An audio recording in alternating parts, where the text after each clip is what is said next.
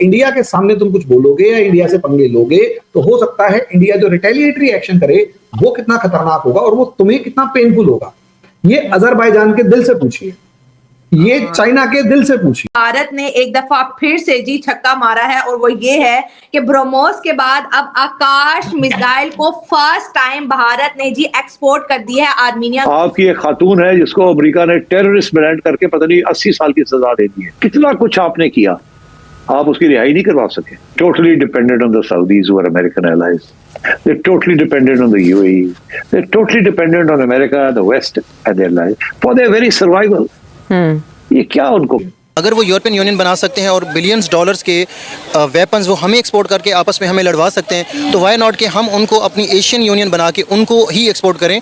इसलिए नहीं कि वो आपस में लड़ें, कम से कम हम इस काबिल तो हो जाएं कि उनसे ना लें। भारत बिल्कुल उन कंट्रीज की दौड़ में शामिल होता चला जा रहा है जो कि सुपर पावर है और उनका जो धंधा है, उनकी जो मोटी कमाई का जरिया है वो हथियार बेचना है। और अगर हम अजरबैजान और आर्मीनिया की बात करें तो दोनों मुल्कों की आपस में बिल्कुल भी नहीं बनती, तो भारत जो है आर्मीनिया को सपोर्ट भी कर रहा है। दोस्तों, अब भारत उन महान शक्तियों के साथ खड़ा हो गया है जो महान शक्ति जैसा कि रशिया, अमेरिका, चाइना और जर्मनी जो कि अपने देश में बनाए गए हथियारों को बाहर के देशों को बेचते हैं। और अब उसी तरह भारत भी अपने देश में बनाए गए हथियारों को बाहर के देशों में बेच रहा है। और रिसेंटली ही भारत ने अपना पहला एयर डिफेंस आकाश सिस्टम आर्मीनिया को एक्सपोर्ट किया है। दरअसल दोस्तों, आर्मीनिया यूरोप का एक ऐसा देश है जिस पर अजरबैजान और टर्की लगातार अटैक कर रहे हैं धर्म के नाम पर, जिसे देखकर भारत अब आर्मीनिया के साथ खड़ा हो गया है और भारत अब सीधा जवाब टर्की को दे रहा है। और अब अगर टर्की धर्म के नाम पर पाकिस्तान और अजरबैजान को सपोर्ट करेगा तो फिर भारत भी आर्मीनिया जैसे देशों को खुलेआम सपोर्ट करेगा।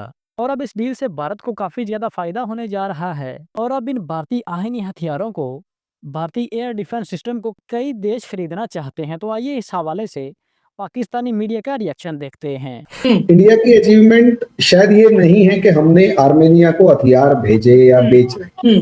फ्रेंकली हम पहले भी कुछ 1000 करोड़ के यानी 1000, 1500, 2000 करोड़ के छोटे मोटे हथियार बेचते रहते थे।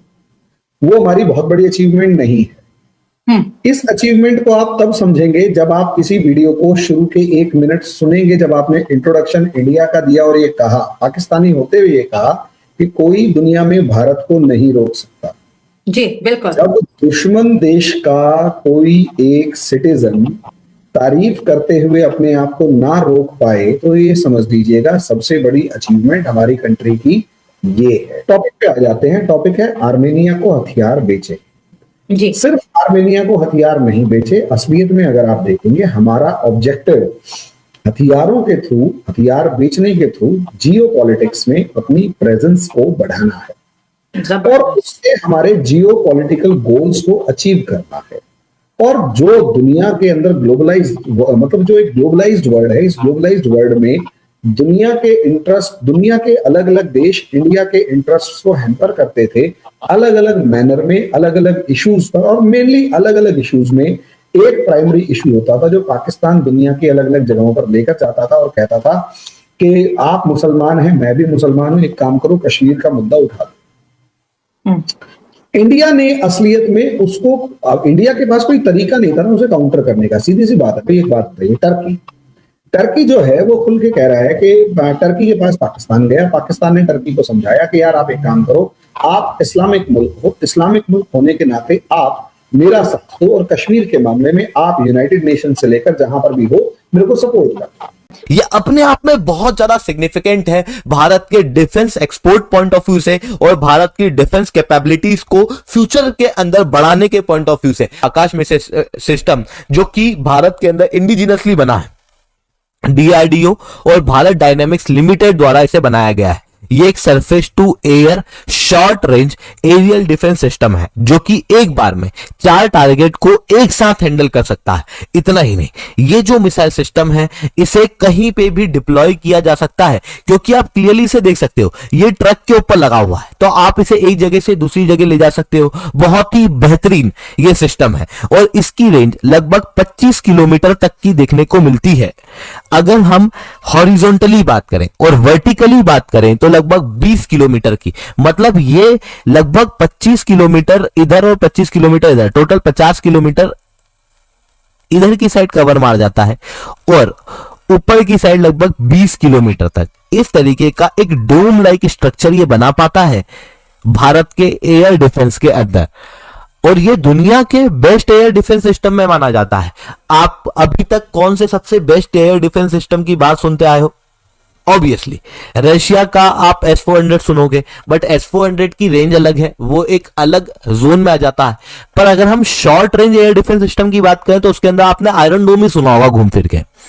आयरन डोम से कंपेयर किया जाता है आकाश एयर डिफेंस सिस्टम को, क्योंकि ये मल्टीपल टारगेट को एक साथ हैंडल कर सकता है, जैसे unmanned aerial vehicle, smaller projectile वाले हेलीकॉप्टर्स, एयरक्राफ्ट, इन सबको ये एक साथ हैंडल कर सकता है। इतना ही नहीं, जो लार्ज एरियल थ्रेट है जैसे मिसाइल है, एयरक्राफ्ट है, स्मॉल रॉकेट्स हैं, उन सबको भी आकाश हैंडल कर सकता है, ठीक उसी तरीके से जैसे इजराइल का आयरन डोम करता है। इसी कारण से इजराइल के आयरन डोम के साथ में भारत का आकाश सिस्टम जो है वो अक्सर कंपेयर किया जाता है। तो इतना बेहतरीन एयर डिफेंस सिस्टम भारत के पास में है। दिसंबर 2020 के अंदर यूनियन कैबिनेट ने इसी आकाश एयर डिफेंस सिस्टम को एक्सपोर्ट करने का अप्रूवल दिया था, और जैसे ही भारत ने यह काम किया उसके बाद में भारत के पास में लाइन लग गई। कई सारे देश इंक्लूडिंग इजिप्ट, ब्राजील भारत के पास में इसी एयर डिफेंस सिस्टम की डिमांड रखने लगे। भारत ने अर्मेनिया को रिसेंटली ये एयर डिफेंस सिस्टम बेचा है। तो दोस्तों, जैसा कि आपको पता है कि पाकिस्तान हर वक्त